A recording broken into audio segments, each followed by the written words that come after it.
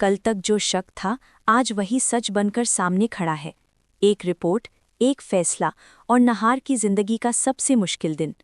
कल रात जो हुआ उसके बाद घर में कोई चैन से सो नहीं पाया। सुबह की पहली किरण के साथ ही नहार की आंख खुली, लेकिन नींद उससे बहुत दूर थी। उसकी हाथ में वही फाइल थी जिसने उसकी जिंदगी को दो हिस्सों में बांट दिया था। एक हिस्सा भरोसे का था और दूसरा धोखे का।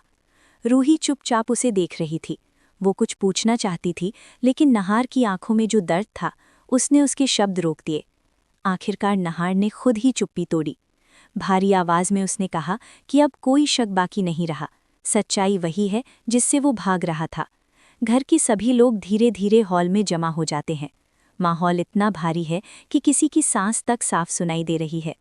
नहार सबके सामने साफ शब्दों में कहता है कि जिस बच्चे को लेकर पूरे घर में तूफान मचा हुआ था वो उसका नहीं है। ये सच बोलते वक्त उसकी आवाज़ कांपती है, लेकिन फैसला अडिग है।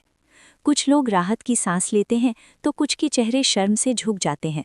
रूही की आंखों से आंसू बहते हैं, लेकिन ये आंसू दर्द के नहीं, भरोसे के होते हैं।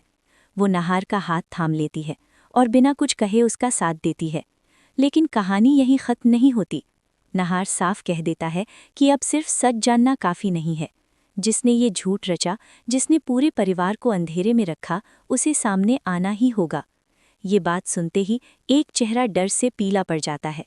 घर के कोने में खड़ा वो इंसान पहली बार खुद को गिरा हुआ महसूस करता है। उसकी आंखें इधर उधर घूमती हैं, जैसे कोई रास्ता तलाश रही हूँ।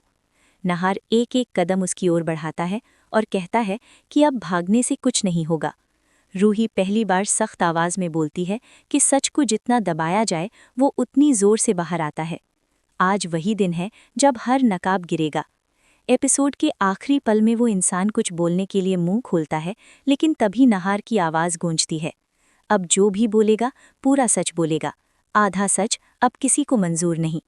आज मन सुंदर में सिर्फ एक राज नहीं खुला, आज भरोसे की नई नींव रखी गई है और अगले कदम की आहट साफ सुनाई दे रही है।